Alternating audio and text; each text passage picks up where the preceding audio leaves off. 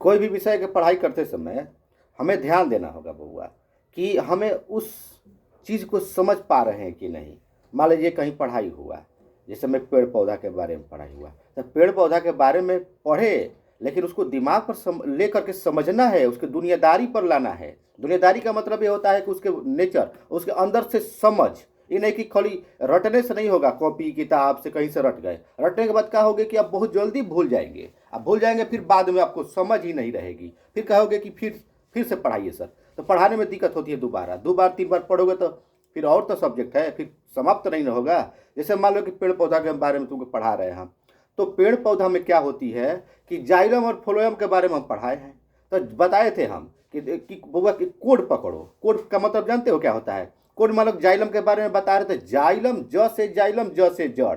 तो जाइलम क्या करता है कि जड़ से खनिज लवण को लेकर के पेड़ के विभिन्न भागों तक पहुंचाने का काम करता है।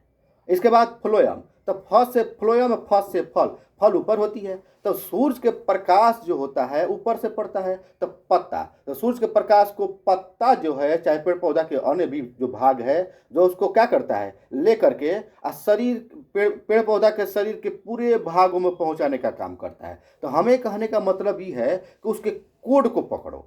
कोड नहीं पकड़ पाओगे तब आगे चल के भुला जाओगे। ज से जाइलम, ज से जड़। बोलो, ज से जाइलम, ज से जड़।